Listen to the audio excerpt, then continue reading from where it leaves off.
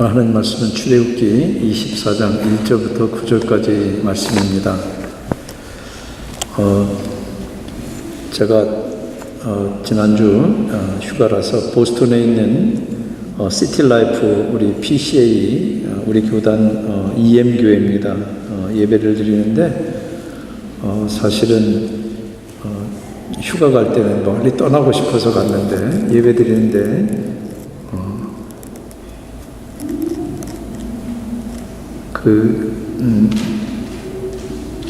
여기 생각이 참 많이 났습니다.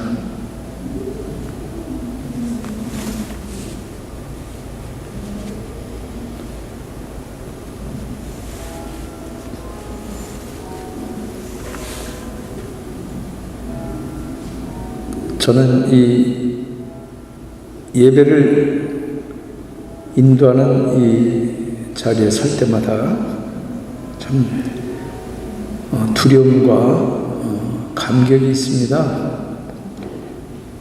참 나 같은 죄인이 거룩한 하나님 앞에 선다는 것이 참 두려운 일입니다. 그래서 두려워요. 그런데 그런 죄인을 또 피로 씻어서 깨끗하게 하셔서 예배 받으시고 또 나 같은 것을 감히 하나님의 말씀을 대언할 수 있는 그런 자리에 세우시니 그것이 또 감사하고 감격스럽습니다. 근데 우리가 드리는 예배뿐만 아니라 사실은 성도의 모든 삶이 그런 두려움과 감격 속에 있습니다. 우리가 노래로 불렀던 이 본호페퍼의 시처럼 성도들은 언제나 주님의 선한 능력에 쌓여 있기 때문입니다. 그 능력을 지각하는 사람뿐만 아니라 그 능력을 지각하지 못한다 할지라도 선한 능력에 둘러싸여 있는 것은 부인할 수 없는 팩트입니다. 그런데 아무리 선한 능력이 우리를 둘러싸고 주님의 큰 능력이 우리를 둘러싼다 할지라도 그런 주님의 능력은 놔두고 알량한 내 능력, 내 힘 의지하면은 주님은 인격의 하나님이시기 때문에 기운이 빠질 때를 기다리실 수밖에 없습니다. 여러분들 우리들의 힘과 능력은 다른 데 있지 않습니다. 주님을 예배하는 데서 나옵니다. 그리고 주님을 예배하는 것이 우리의 능력이고 우리의 삶입니다. 오늘 시간 예배 나온 사랑하는 여러분들 주님을 만나 뵙고 주님께 새 힘을 함께 공급받으십시다. 하나님 말씀 출애굽기 24장 1절부터 9절까지 제가 홀수절 여러분들이 짝수절 이렇게 교독하시고 구절은 같이 읽겠습니다. 또 모세에게 이르시되 너는 아론과 나답과 아비후와 이스라엘 장로 70명과 함께 여호와께로 올라와 멀리서 경배하고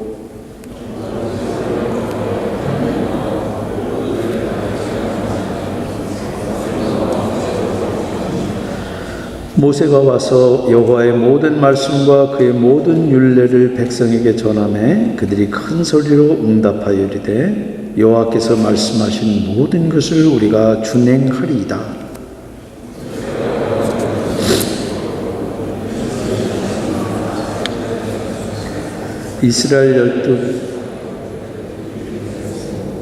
이스라엘 자손의 청년들을 보내어 여호와께 소로 번제와 화목제를 드리게 하고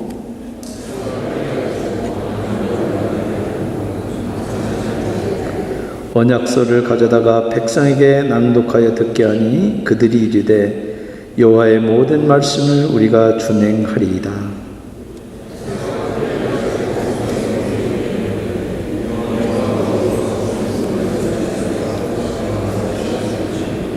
구절 같이 읽겠습니다.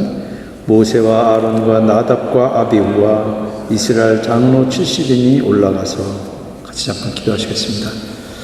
성령 하나님, 주님께서 친히 감동하셔서 모세로 하여금 기록해서 백성들 앞에 낭독하게 하시고 우리들 앞에도 낭독하게 하신 이 살아계신 하나님의 말씀이 이 시간 성령 하나님께서 친히 가지시고 사용하셔서 죽은 자들의 영혼이 살아나게 하시고 상처받은 사람들이 치유받게 하시고 깨어져 있는 관계가 회복되게 하시고 우리들의 삶이 주님으로 인하여서 온전해지는 그런 역사의 능력의 말씀되게 주님이 친히 가지고 역사하여 주시옵소서.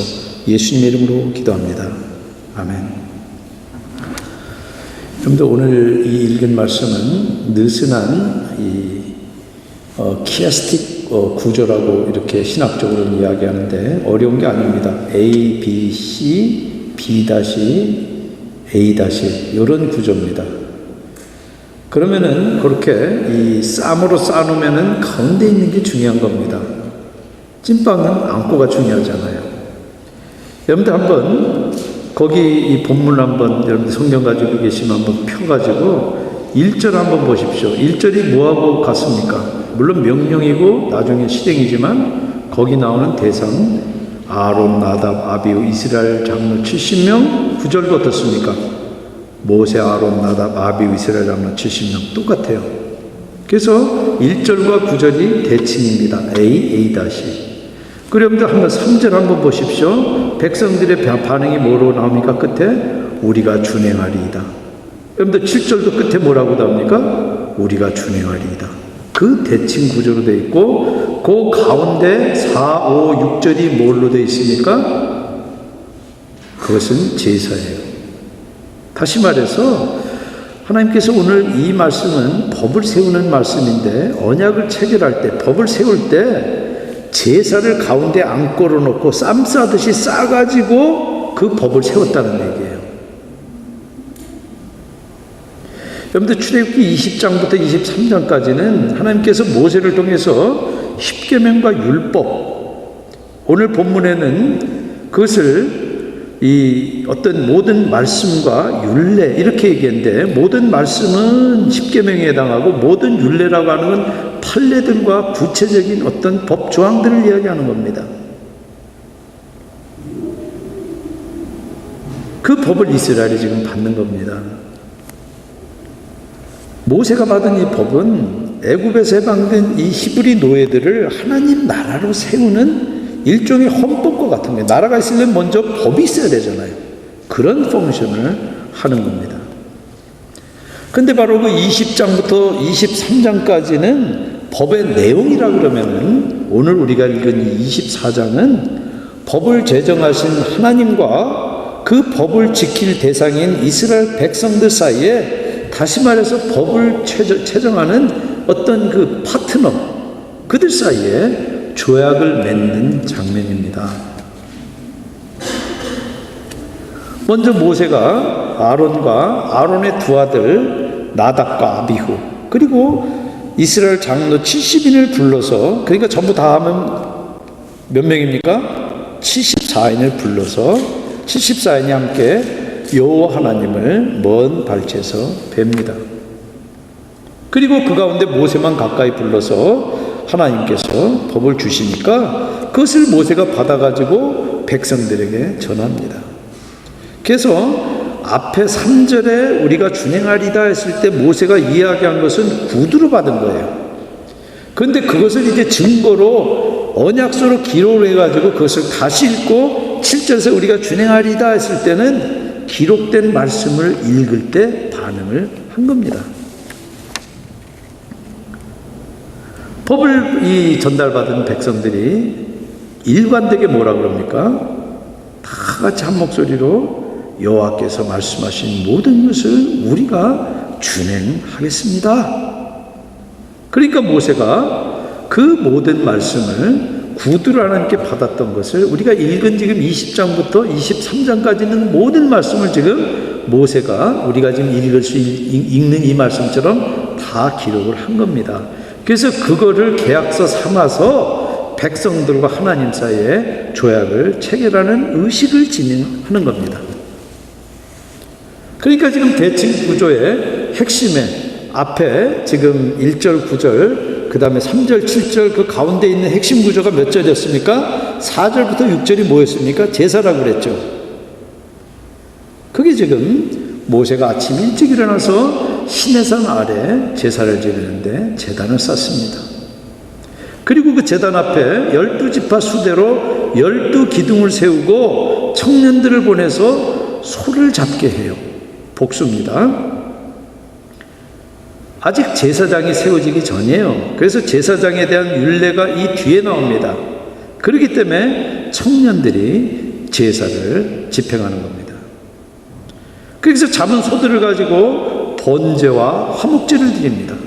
번제는 번트 오퍼링이라고 그래서 기원이 창세기 8장 20절에 나옵니다. 노아 홍수가 끝난 다음에 노아가 비둘기를 잡아가지고 불태워서 하나님께 드립니다. 죄를 씻는 그런 제사예요. 그래서 이 번제는 번트 오퍼링이라고 하는 것은 재물을 몽땅 다 불태워서 하나님께 드리는 겁니다. 화목제라고 하는 건 피스 오퍼링이라고 해서 은혜에 감사해서 하나님께 헌신을 서약하는 제사예요. 그래서 재물의 일부를 태우고 그 나머지는 예배자들이 나눠 먹는 겁니다. 그래서 하나님과 피스가 회복됐고, 그리고 우리가 서먹서먹한 관계가 피스가 회복됐다는 그런 의식인 겁니다. 근데 번제든 화목제든 제물로 바치는 소들은 반드시 피를 다 뺍니다. 뭐 피에서 비린내가 나서 빼는 게 아니에요. 비린내가 납니다. 피가 그대로 있으면은. 그러나 피는 생명이기 때문에 언제나 그 피는 하나님에게만 바쳐요. 근데 오늘 본문 좀 이상합니다. 모세가 피를 반으로 나눠요. 반은 제단에다 붓고 반은 양푼에다가 그릇에다가 담습니다. 그래서 막 기록한 그 법을 낭독해서 백성이 여호와의 모든 말씀을 우리가 준행하리다 하니까 모세가 그 그릇에 담았던, 양품에 담았던 그 피를 백성들을 향해서 뿌립니다. 그러면서 이는 여호와께서 이 모든 말씀에 대하여 너희와 세우신 언약의 피니라. 여러분들, 이 산 아래에 쌓았던 그 제단은 주님의 임재를 상징해요. 주님을 상징하는 겁니다. 그리고 12기둥은 이스라엘을 상징해요. 그러니까 법을 세우는 그 언약 파트너들이에요. 그리고 그 관계들이 세워지기 위해서 먼저 번제를 통해서 죄를 씻고 화목제를 통해서 주님과 백성, 그리고 백성과 백성 사이에 화목이 회복돼요.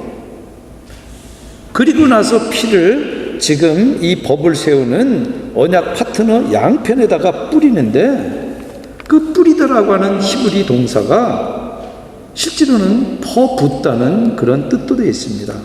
그러니까 화목제물이라고 하는 건 백성이 같이 먹어야 돼요. 그러려면 소 한두 마리 잡아가지고 됩니까? 근데 그 수많은 그 소를 잡아가지고 뿌려가지고 되겠어요? 그래서 이 히브리 동사로 봤을 때는 어떤 영어 성경이나 우리 한글 성경에는 스프링클 이렇게 찍어서 꼭 바베큐에다가 소스 바르듯이 이렇게 발라가지고는 그 피 해결할 방법이 없습니다. 그게 아니라 양푼을 갖다 부은 겁니다. 제단에다 붓고 백성들에다가 부은 겁니다. 그래서 피가 흥건하게 지금 해가지고 그렇게 해서 언약이 세워지는 거예요. 뭐 팬시한 그런 언약 체결 방식이 아니에요. 여러분들, 요즘도 우리가 거래할 때, 그래서 여러분들 가게를 누가 사고 팔기로 해가지고 거래하면 어떡합니까? 서로 흥정한 다음에 마지막에 어떡합니까? 계약서 써야 되잖아요. 갑을이 거기다가 그리고 사인해야 되잖아요. 그리고 악수해야지 그게 법적 효력을 갖잖아요. 그런 것들 마찬가지로 지금 주님과 이스라엘 사이도 서명을 했는데 뭘로 한 겁니까? 피범벅이래가지고 피를 가지고 서명을 한 거예요. 결국 생명을 건 법이라는 얘기예요. 근데 우리가 이것을 잘 이해하기 위해서는 고대 근동의 법을 체결할 때, 이 법학 공부하는 분들은 훨씬 더 잘 아시겠지만은 함무라비 법전이나 아니면은 이 고대 근동에 있던 이 아카디아 법들을 제정할 때 어떤 일정한 양식이 있습니다. 법이나 조약을 체결할 때는 짐승을 반으로 쪼갭니다. 그래서 쪼개서 그 벌려놓은 그 짐승 사이를 약속을 하는 그 언약 파트너끼리 함께 지나가거나, 불평등 조약일 경우는 강자가 서서 보는 앞에서 약자가 벌려진 짐승 사이를 지나가요. 무슨 뜻입니까? 만약에 지금 체결한 이 조약이 깨지면은 갈라진 짐승처럼 생명으로 대신하겠다는 어떤 의미에서는 끔찍하고 잔인한 체결 방식이에요. 근데 사실 사회에서 우리들이 맺는 국가와 국가 사이도 그렇고, 그리고 개인끼리도 그렇지 않습니까? 사회적인 계약은 사실은 대부분 불평등 조약입니다. 조금이라도 갑에게 유리하게 체결되고 계약이 파기되면은 대가는 대부분 을이 지불하도록 그렇게 만들잖아요.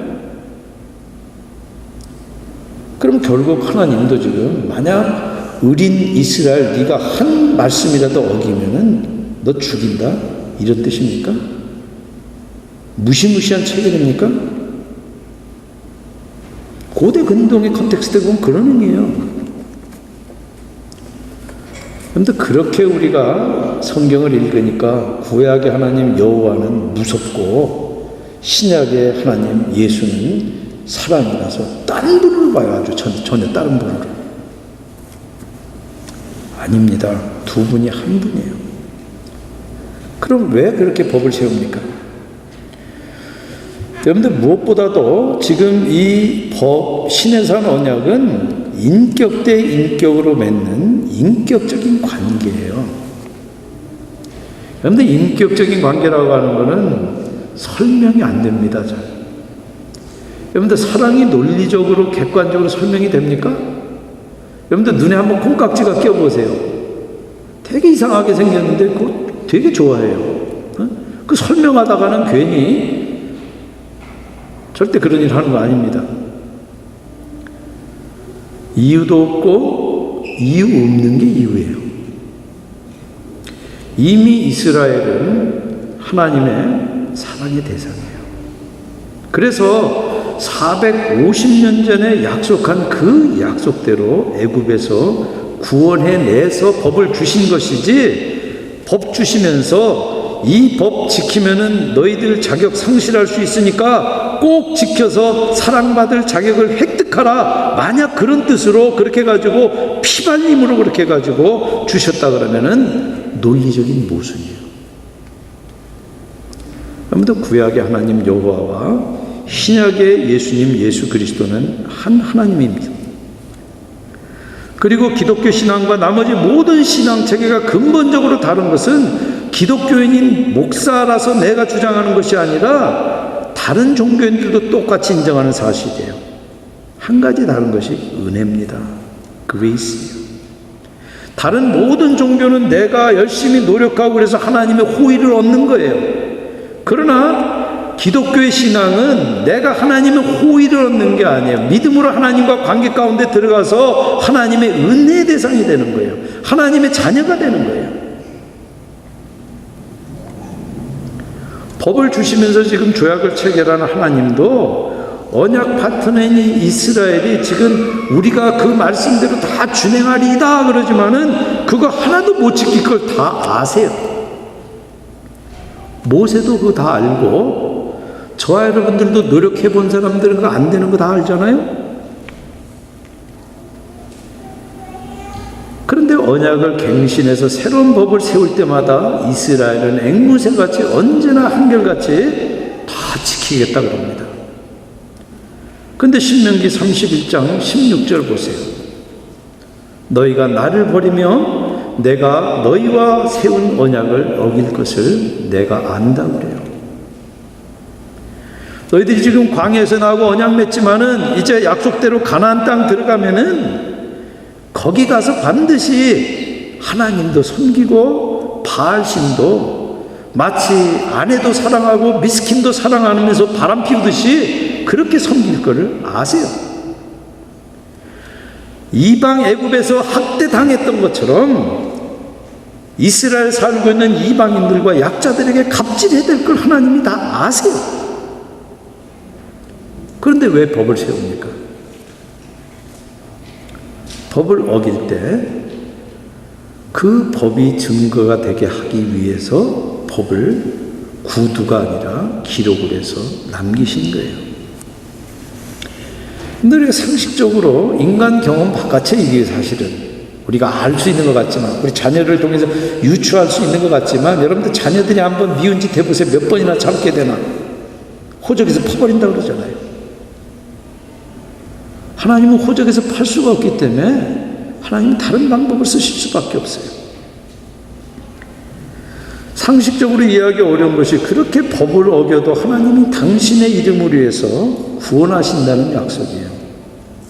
이스라엘이 그렇게 법을 어겨가지고 멸망당하면은, 그래서 이방 나라들이 자기네 힘이 강해서, 그리고 자기네들이 섬기는 신이 여호와의 신보다 강해서 위대해서 이스라엘 이기고 여호와를 이겼다 그럴까봐 구원하신다는 얘기예요. 결국 당신의 이름을 위해서 법을 어겨서 심판받아서 저 이방의 포로로 멀리 땅끝까지 간다 할지라도 거기서 다시 구원했어서 당신의 이름, 즉 언약에 충실하신, 언약에 페이스풀한, 언약에 미쁘신 하나님 당신을 알리신다는 얘기예요. 그럼 왜 그런 자들하고 피를 뿌려가면서 서로 법을 체결합니까? 여러분들 계약하면서 내 계약 이 파트너가 이 계약 어길 걸 내가 뻔히 다 아는데 그 계약 여러분들 체결합니까? 사람은 절대 안 해요. 근데 하나님은 하신단 말이에요. 아무리 맹세하고 목숨을 건 피약속이라도 스스로 지킬 수 없는 걸 알게 하기 위해서 법을 기록하시는 거예요. 그래서 법은 인간이 얼마나 죄인인지를 드러내기 위해서 기록되는 것입니다.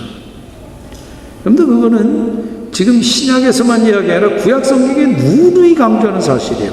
그리고 그 법을 제정한 예수님께서 오셔서 정확하게 그 법의 의미를 해석하는데도 유대인들은 귀를 막고 눈을 가려버려요. 그래서 철저히 법을 지키는 자기네만 의롭다 믿고 법을 완성하러 오신 메시아 예수 그리스도를 오히려 죽여버려요. 그런데 그 죽음으로 법이 완성됩니다.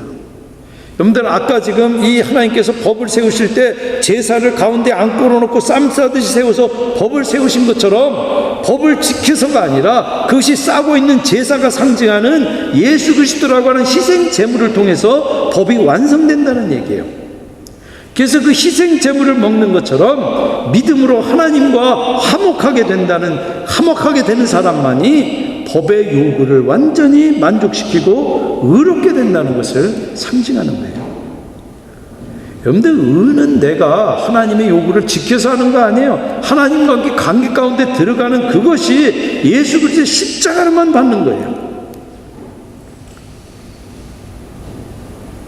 근데 교회 안에도 지금도 법을 지켜서 내가 의롭게 되려고 하는 사람들이, 그래서 율법주의라고 합니다.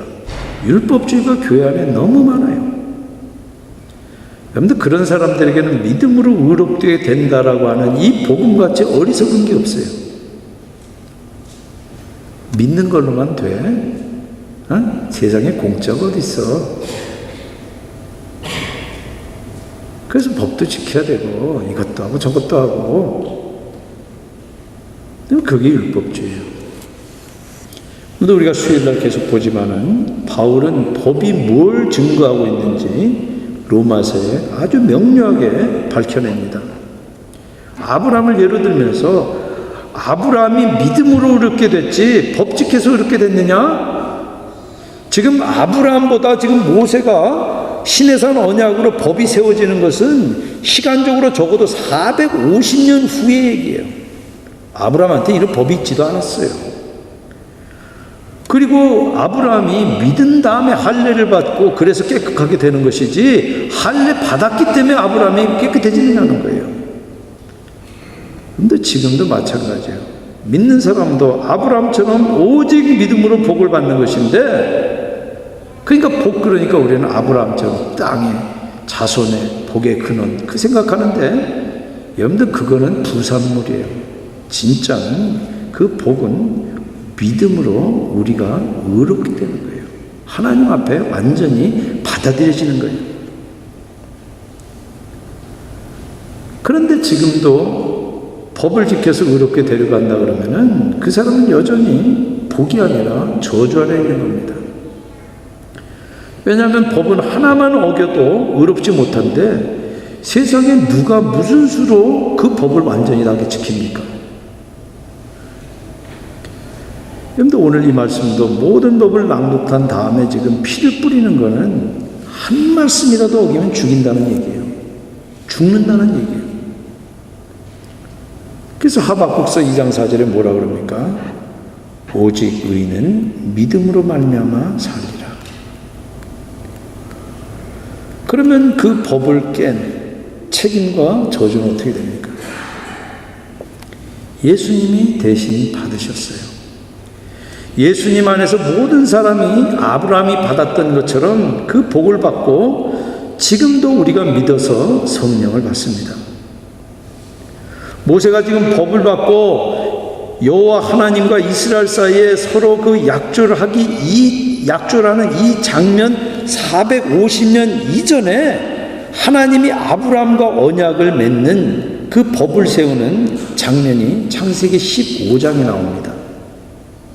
창세기 15장 12절부터 21절까지 보시면은 아브라함이 하나님의 명령대로 3년 된 짐승을 반으로 쪼갭니다.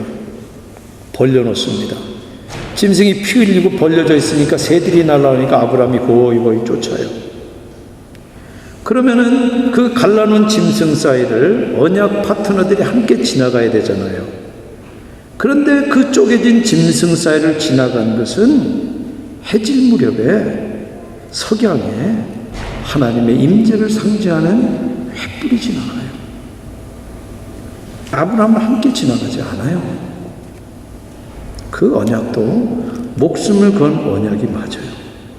그런데 그 언약 못 지키면은 생명을 내놔야 되는데 하나님이 아브라함 손잡고 같이 가자. 그리고 아브라함 끌고 가지 않아요. 아브라함 너 거기 서 있어. 그러면서 횃불이 돼서 하나님께서 3년 된 갈라진 짐승 사이를 지나가신 거예요.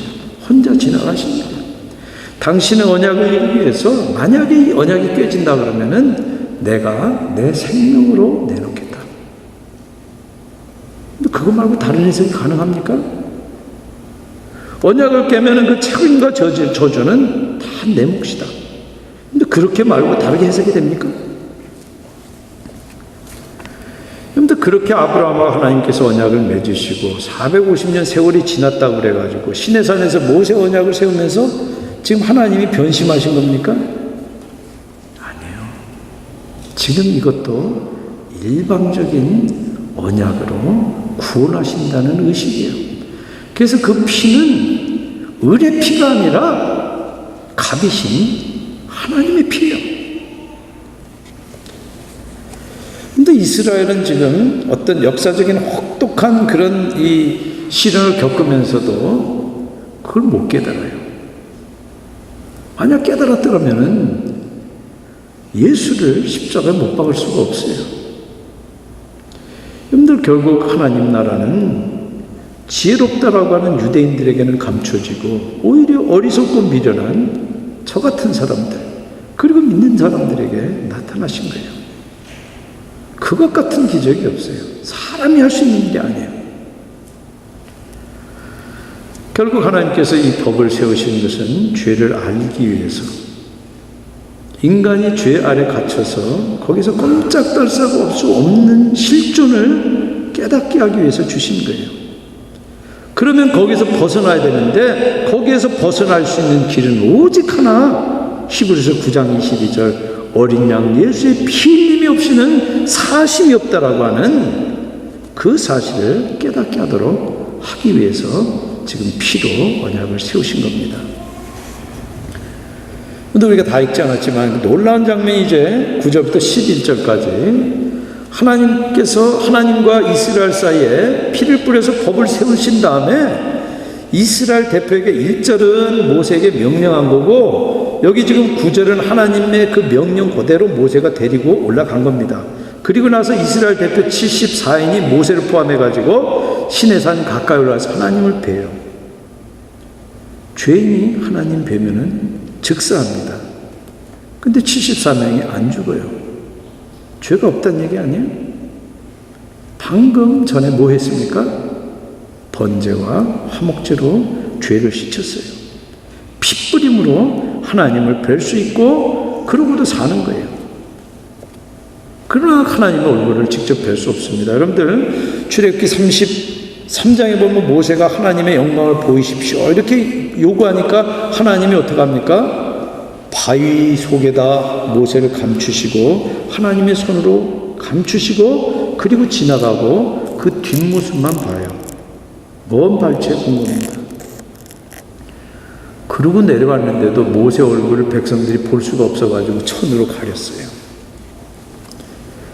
근데 누가 그런 하나님을 뵐 수 있습니까? 얼굴만 뵈도 죽는 거룩한 하나님을 어떻게 뵙고 우리가 어떻게 코람되어 하나님 앞에 산다는 소리 합니까? 그런데 여기 지금 하나님의 발등상 앞에서 지금 74인은 화목 제물을 먹고 있는 겁니다. 피로 언약을 맺은 다음에 하고 있는 이 나누는 일종의 언약의 식사예요. 여러분들 고대 근동 지방에서는 공동 식사가 평화협정이나 어떤 계약을 체결하고 그것을 인준하는 관습으로 식사가 들어가요. 성경에 여러 군데 나옵니다. 창세기 26장 26절부터 33절에 보면은 이삭이 아비멜렉하고 상호 불가침 조약을 체결한 다음에 잔치를 베풀어서 함께 먹어요. 그래서 그 잔치가 상호 불가침 조약을 인준하는 펑션을 해요. 창세기 31장 43절부터 55절까지도 보면은 야곱이 외삼촌 라반에게 자기 아내, 즉 라반의 딸들이죠. 그 딸들을 박대하거나 딴 아내에 취하지 않기로 약조하고 돌무더기를 쌓아서 증거물을 삼은 다음에 산에 올라가서 제사 지내고 함께 먹어요. 그래서 함께 먹는 것으로 앞에 이 약속한 것이 인준되는 거예요. 그런데 사무엘 후 3장 20절에도 보면은 다윗이 사울 왕가의 이 잔당들이 남아 있습니다. 근데 거기에 군대 장관인 아브넬이 다윗을 찾아와요. 그래서 충성을 맹세하니까 잔치를 베풀어요. 그러면서 서로 약조한 것을 공고하게 다져요. 여러분들 지금 하나님하고 올라가서 74인이 그 지금 체결하는 어떤 세레모니로 음식을 먹는 겁니다. 천지를 창조한 하나님과 함께 식사하는 거예요. 그 앞에 나아가기만 하면 죽을 수밖에 없는 인생이, 그래서 가까이 가기도 두려워서 모세를 대신 보내서 우리들을 직접 보지 않고 지금 모세에게 말씀하소서 그랬던 인생이 지금 하나님 앞에 올라가서 먹고 마시는 거예요. 그런데 12절부터 18절까지 읽어보면은 먹은 기간도 엿새예요. 그런데 16절에 여호와의 영광이 시내산 위에 엿새 동안 머물고 7일째 모세가 두 돌판을 받으러 시내산에 하나님께 불려 올라가고 그때 나머지 73인은 하산합니다. 그러니까 거기에 머물러 있었던 기간은 엿새인 거예요. 엿새 동안 지금 그 피스 오퍼링을 먹은 거예요. 여러분들 두렵고 거룩한 하나님 앞에 죄인이 먹고 마실 수 있는 것은 언약의 피 때문이에요. 그리고 11절에 그 사람들은 뭐라고 그럽니까? 이스라엘의 존귀한 자들. 물론 백성들을 대표해서 우리가 세상적으로 보면 존귀하지만은 하나님 보시기에 존귀한 것은 백성의 대표라서가 아니라 언약의 핏부림을 입었기 때문에 존귀한 거예요. 그 존귀한 자를 하나님께서는 손대지 않습니다. 그들 스스로 무슨 자격이 있는 것이 아니라 그들에게 지금 뿌려서 흐르고 있는 언약의 피를 하나님께서 보시기 때문이에요. 그런데 지금도 우리 교회 생활에 가장 위험하고 큰 걸림돌이 종교성입니다. 종교적인 사람들이 참 어려워요. 신앙 가운데 잘 들어오지를 못해요. 그런데 한국 교회가 얼마나 종교성이 강합니까? 교회에 묶여 살아요. 그리고 전도와 선교에 얼마나 열심히 있습니까? 그분들이 삶의 현장에 나가서는 전혀 주의 선한 능력을 의지해서 살지 않습니다. 자기 힘으로 살아요. 크리스찬으로 살지 않아요.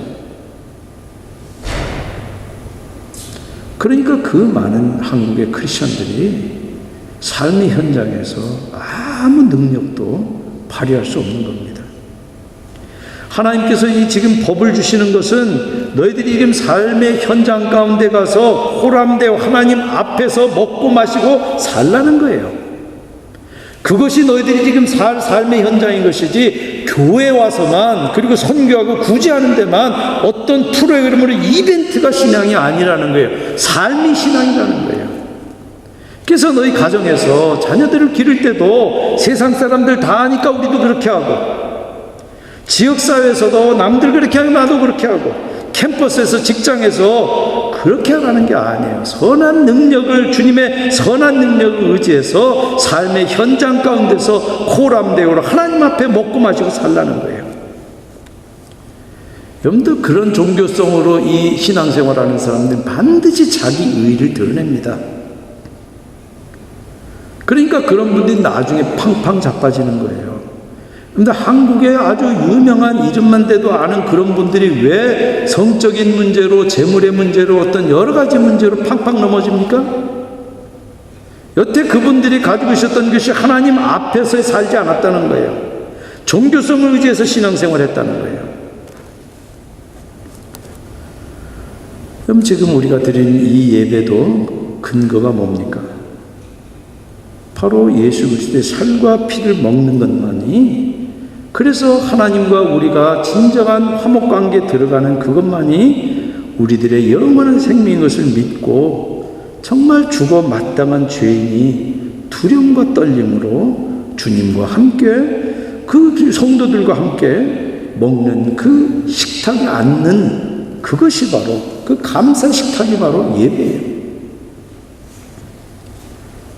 그런데 그 거룩한 식탁에 우리가 함께 불려와서 그 두렵고 거룩한 하나님과 함께 있는다는 그 두렵고 감사한 사실이 바로 우리들의 삶의 능력이고 기쁨이고 근원이에요.